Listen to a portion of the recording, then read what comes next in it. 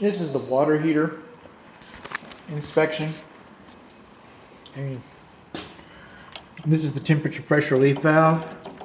It's not attached very well, is it? Look at that. Woo, doggy. Okay. So it's going out. So I want to know where it goes out to. Coming over here. It doesn't come out to here. It doesn't come out to here. It's supposed to come to the exterior. Coming on over here. I haven't been in the attic yet. Even though you already have seen the attic video. Doesn't come out this wall.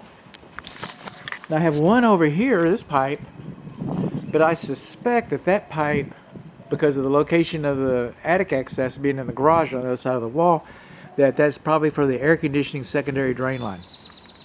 If that's for the air conditioner secondary drain line, that's supposed to discharge over a window or an opening in an obvious location so that you know that you got a problem with your air conditioner.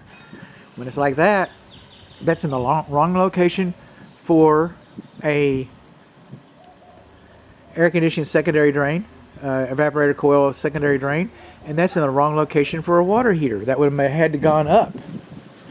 Now, the thing about water heaters is the pressure relief valve, okay, it's supposed to have a vacuum breaker in the same room as the water heater. But no, it's not supposed to be. That's not a vacuum breaker. That's loose pipes. That's all going to come out. This comes out at 200 degrees, 200 pounds pressure. Okay, so it's just a steam. Man, that thing's just going to blow up, and we do not know where it's draining. All right. Is that all, bud? Not at all. Okay, we're supposed to have air gap in the same room as a water heater, but not that. We're not supposed to have PEX within 17 inches of the water heater. We don't have that. Okay, well, I mean, we do have that. Our temperature pressure relief valve and our water supply connections are supposed to be insulated, and we do not have that. We got a little bit of corrosion around our main valve, and our main valve, we're not going to check the water heater today because it's been turned off. It was turned off for a reason. I don't turn them on. I sent a letter out to the listing agent saying that everything needed to be on. Now it's off. We won't have any hot water today. That's going to affect how we inspect even the dishwasher. Okay? I've turned those on before. That's why because I was a good guy and no good deed goes unpunished. And because I turned them on before when I didn't have to, and they were turned off and they should have been turned on before I got here, and I went ahead and I did it anyway, it was a big mess. It was a big mess. So, you know what? Let's just skip the big mess. They can turn the water heater on so that my client can see it before he closes.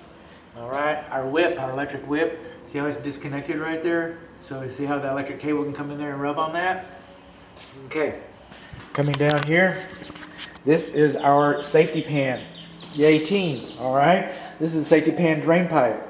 Well, for one thing, it's kind of high up on the pan, okay, but that's not what I'm complaining about. It's draining in your garage. Like your temperature pressure release valve, it's supposed to drain to the exterior, which I don't know if it does or doesn't. Pan should drain to the exterior. If you have a problem with your water heater, it fills up with water and all that, comes out here, all right. Another thing we have with the water heater, let's see, let's go over here and let's look. Let's look. Water heater is off, okay, because it's turned off. It's going to stay off. I'm never going to turn that on. All right. It's not GFCI protected. Lost my place there for a minute. Water heaters are supposed to be GFCI protected now. When this house was built, it wasn't required. And when this water heater was replaced, it wasn't required, if it was replaced. But it's a safety device for today's time. And it should be GFCI protected. And mine's not. You know, my house was built in 1960. So I'm not about to, you know, unless I, you know, plan to sell the house or change the water heater or something. Changing the water heater, that reminds me. Okay. We do not have a care and use manual. And I'm looking down here at the serial number, and that 18 means that this water heater was manufactured in 2018. It's 2026 now. That's 8 years difference. Water heaters last about 10 years. Now, as far as the Texas Real Estate Commission is concerned, it's either on or it's off, or it wasn't installed properly, which is a lot of these things I'm talking about, wasn't installed properly, or it's a safety issue. You know, they don't care about the age of your water heater. They just want to know if it's on or off, on or off. Maybe you do. Maybe you do want to know that you've got a water heater that's 8 years old, because they're advertising that it has 50 gallons.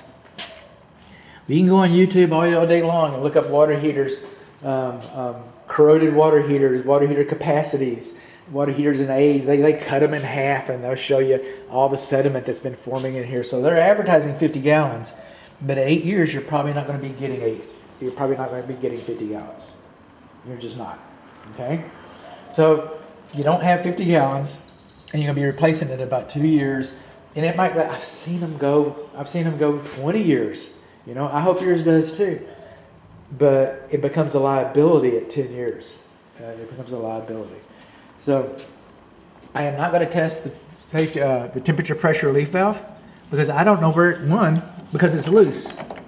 Two, I don't know where it drains to. Three, it's 8 years old. I bet they haven't replaced that in 8 years. If they haven't replaced it in 8 years, then all that same corrosion I was talking about inside of the tank, it's going to be inside of this valve. I might not ever be able to get it turned off again. So that's what we got. Pan drains in garage. Don't know where the TP drains to. Loose connections on the TP, but we don't have a vacuum breaker on it anyway. Don't have a care and use manual.